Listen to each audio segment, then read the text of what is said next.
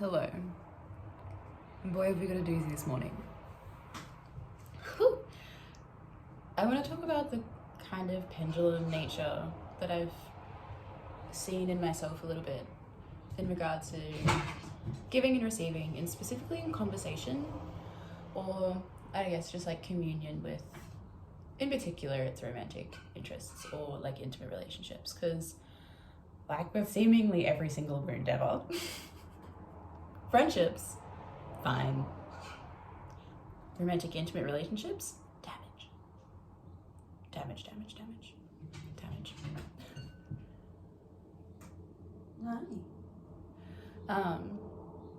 Yeah. But I guess I should just say the wound first, and then I'll start talking.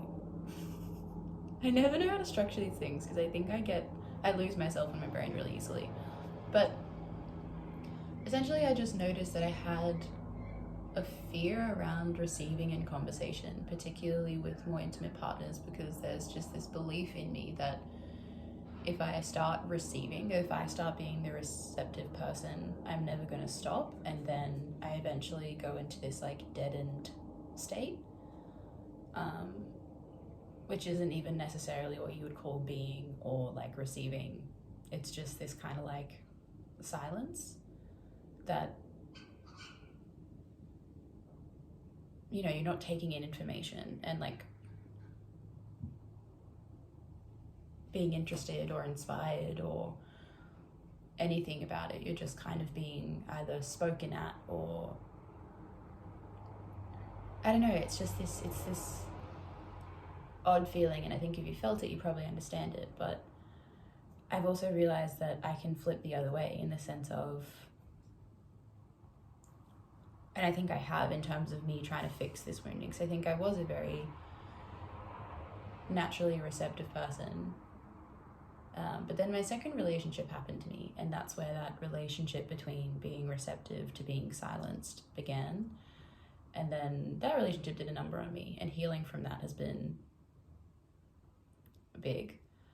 But I think I went a little bit too far the other direction, in the sense of I then became very fearful of receiving in intimate connections, because I didn't want to feel deadened. I didn't want to feel, I don't know, it just feels like it snuffs out your fire. Like, I'm all for active listening, for receiving, for giving people space, for holding space for people. But there comes a point, and I guess for just the through line of this video, I'm just going to use conversation as an example because it's just the easiest way. But in conversation, you know, you can listen to somebody and you can be really enthralled with the stories they're telling or the things that they're sharing or whatever they're saying. But then there becomes a point where you're just being spoken at and you're not being spoken to.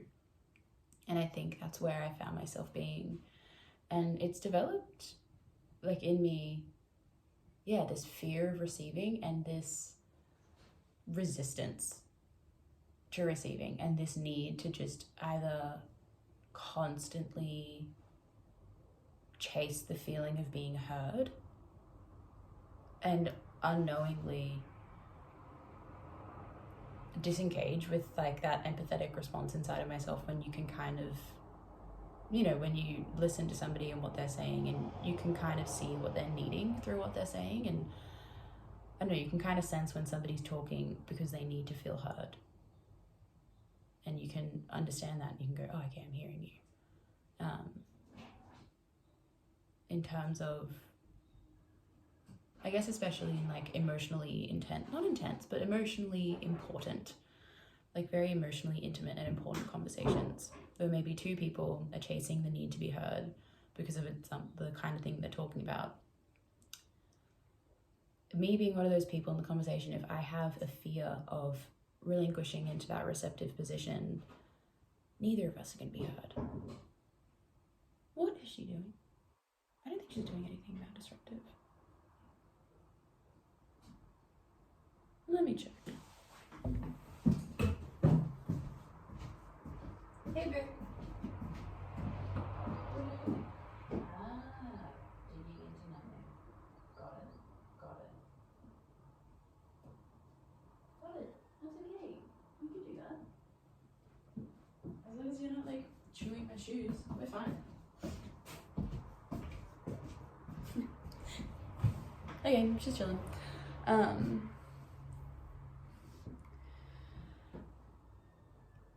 Yeah, I've really seen it impact, that kind of dynamic of chasing this need to be heard and having this fear to be the person that receives. Because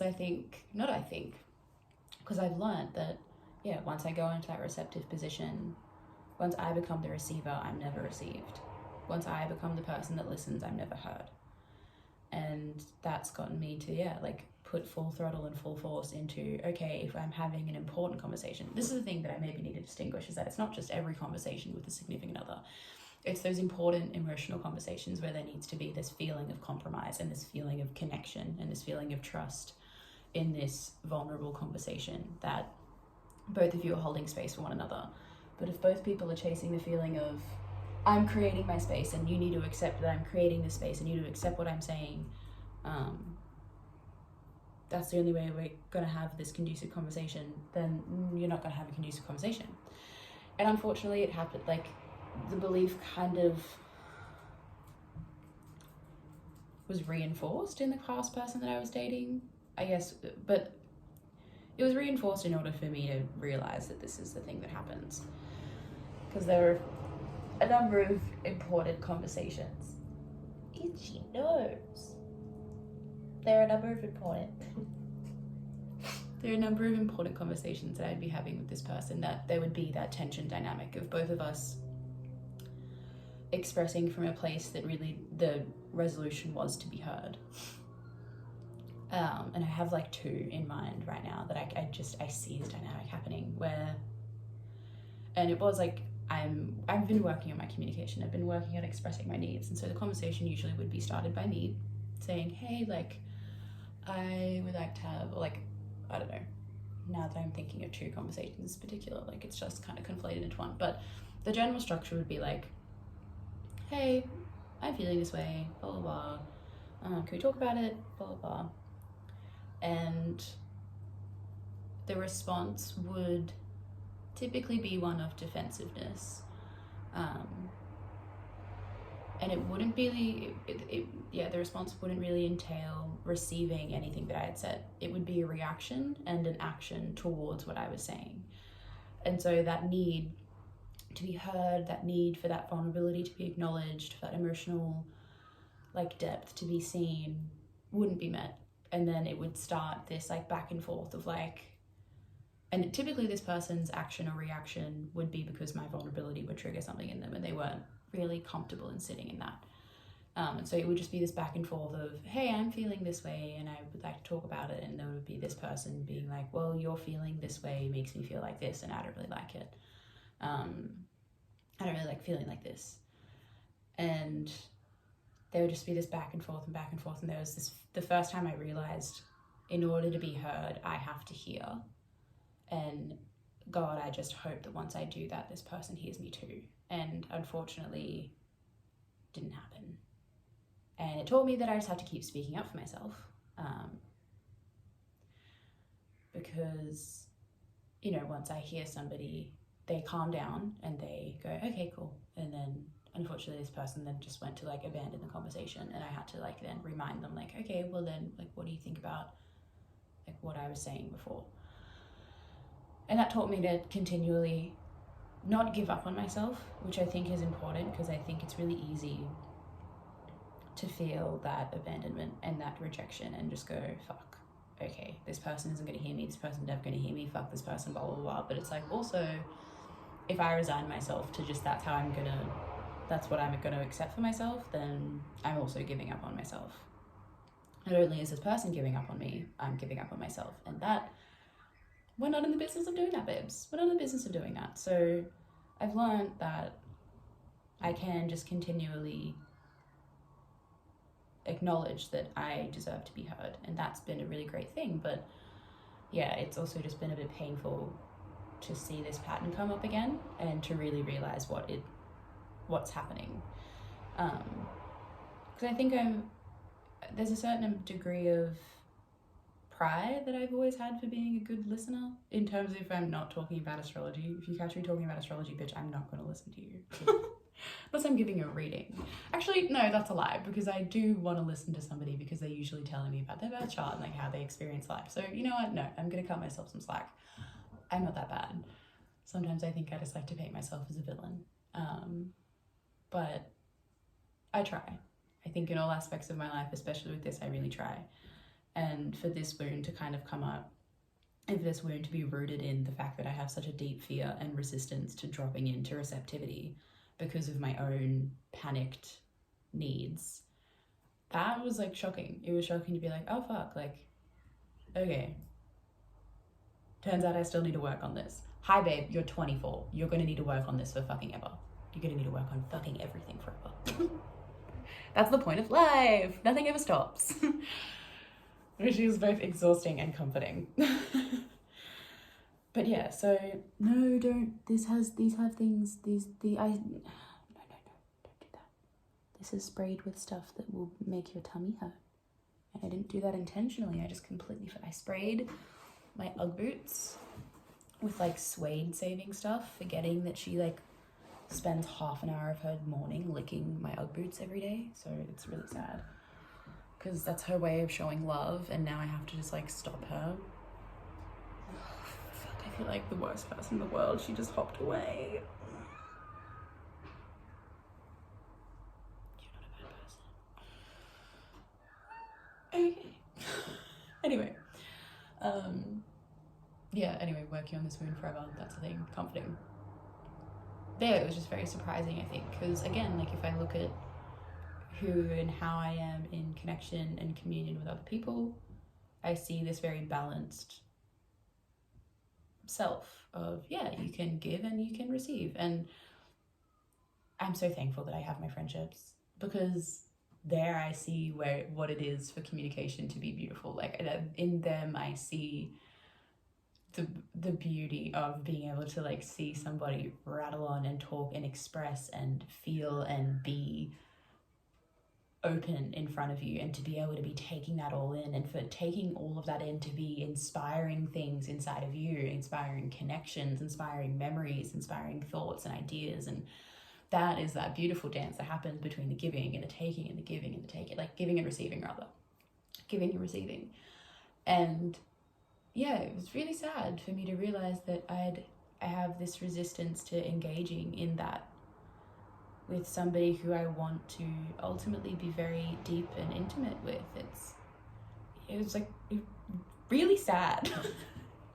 I think it's maybe not something that people like, I don't know, maybe I don't hear enough about it. Maybe I'm not following the right people, but more and more often, like now, I think I used to get frustrated like figuring out my woundings. I used to be like, fuck, like this. And now the more and more that I'm uncovering like wounds, since they seem to contradict these like core ideas and beliefs that I have about myself, I'm just like, fuck, like, because it's such a contradiction to like what I really care about and what I really love, it's just like really sad to know that a part of my soul wasn't able to be expressed in a way that I find so near and dear and important to me. Yeah. But yeah, I think I'm happy that I've now recognized it. But I think it's also something that a lot of us slip into, like when we're not being heard. And I think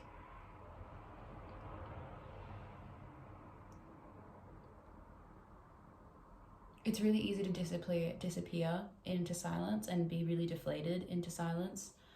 And it's also really easy to see being silent in connection or communication as like a protective mechanism. But ultimately, whenever I kind of think back on when I'm in that state, like, it just feels like a numbing, and it feels like a deadening to a connection. And I really want to work on that. Like, I really want to try and work on it. And what else does my journaling say? Oh, I think it's also like a power dynamic thing because of my last relationship. I get so used to saying that because it's not my last relationship. My second like relationship. It was definitely much like brought about because of a power dynamic kind of thing. And a very natural assumption is to place the power of a conversation into the person who is talking. But I think that, I don't know, I'm very happy about the conversation. I don't know, I said this at the beginning of the video. I'm very happy about the conversation of recent years being like the power of listening and engaging and active listening, and, you know, there being a give and take there. But it's not like a ignorant assumption to just like to have that just plain as like, to have that initial 1 second thought of like, okay, if you're hearing someone talk and you're hearing someone listen, who has the power? Maybe the person talking. But then if you think a little bit deeply about it, you can come up with lists of reasons of why both people have the power and blah, blah, blah. And I think that's great. But yeah, it's just also something that I think I've found has been very exhausting for me, is to find myself feeling powerless because I've been resigned to the role of listener. Like I haven't chosen the silence. Like it's gone from somebody talking and they're saying things that I really wanted to hear, but now the conversation shift to somebody speaking at me, and I'm not choosing to listen. I've been made to listen, and I've been made to be silent, and this doesn't feel good to me anymore. Now I feel like I'm being forced into this position. And I guess I'm also somebody that I'm not very good, like I process verbally. So I really need that back and forth. Like I think part of the reason why I talk so much in conversation, and maybe why my turns of talking in conversation are so long, is because for half the time that I begin talking, I'm finding my point, and I'm finding my, I'm finding my why I'm saying this right now, because I'm a verbal processor. I'm an external processor rather. Like I either need to be talking or I need to be writing in order for me to really find like the core of what I'm trying to say. And so if somebody's continuously talking at me and we're trying to have this like constructive conversation, nothing's gonna come from me, because I'm just sat there silent, not listening. I try to listen, but then there's a point where it just starts to take stuff out of you. And I'd be a fool if I'd say that I've never been the person that's just been talking. Because I can also recognize, in fairness, like I bring up the fact that I've seen this, like this was coming up because of my reflections of the guy that I was just dating. But I also can come up with a point. There's a conversation that we were having one day, and it was extremely political, I think. And I was the person that was talking. And I don't think the person that I was dating really got a chance to feel seen or heard, because like after the conversation was over, they ended up mentioning like, oh, I'm just feeling really drained right now. And I was like, oh, that was probably like a moment where I was taking up way too much space, and I was getting probably a little bit too dopamine trigger happy, and a bit too like, this is a conversation. It was like about social politics, and I don't like to talk about it a lot because I find it's a polarizing conversation, but it's a conversation that's important, and I want to have those kinds of conversations with the people that are near and dear to me. But I think I also need to be able to monitor how I am in those conversations, because I think because those conversations are so vulnerable and so important, that's where that kind of subtle power dynamic starts to come in the sense that it's such an important topic to me that I am almost maybe subconsciously fearful of allowing that person space. So that maybe that's why I talk so much, because I'm scared of what that person might say back to me, and maybe I'm in like this mode of defense for the entire time. I have to think about that a little bit more. Like I have to think into my other side of it, because I know I have it. If you have one thing, you have the other. I think I'm just talking about one thing now, so I don't want to overload. But I think that's everything that I want to say about receiving. It's that just, I've noticed myself have a resistance around receiving because of this internal belief of like this power structure being, no, not this power structure, but in those moments with the people, with those intimate romantic partners, I'm scared of the power dynamic that could begin if I fall into that receptive role. Like I just don't have an innate trust for it, I guess. And that's been a really interesting thing to come up, and it's been really sad for me to realize, but also it's very good that I'm noticing it, because at least I'm noticing it. because then at least I'll be aware of it. And that I have to be grateful for. Not have to be, that I am grateful for. Yeah. Anyway. If you're finding yourself face the same thing, I don't know. I'm only at the stage where I'm realizing stuff. I'm only at the stage where I'm seeing it all and reflecting on it. So it's really just going to come to accepting whatever it is, and hopefully in my next opportunity to connect with somebody, I can start to exercise my healing of that. And I hope you can too. If that exists for you, I really hope you can too. And maybe, I guess this might be a thing to pay attention to if in conversation, which like when you are either person, like you do have the ability to be both, and it's good to be able to see yourself to be able to be both. Because if you're not seeing one, then it's probably going unchecked, and you're probably at risk of, I don't know, like if you're an unchecked receiver, you're probably at risk of like dimming your own light. And if you're the unchecked giver, you're probably at risk of dimming somebody else's light. And I don't know, I personally don't want to do either of those. I don't want to hurt myself, and I don't want to hurt another person. So checking it. Yeah. Have a good day. There's been there's sunshine. It's been rainy for the past 3 days. It's been 3 days. And it was like sunny for like a week before then. But it's been 3 days of rain and cloud. And now the sun. So I'm gonna have a really good day. I hope it's sunny wherever you are. And if it's rainy or cloudy wherever you are, it'll be sunny so soon. I promise, because that's how things work. The sky is always changing. Always. Even when it looks still, it's always changing.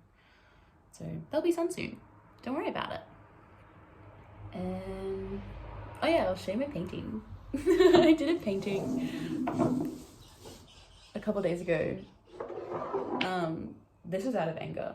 I need to do some more on it, but this is the like first layer.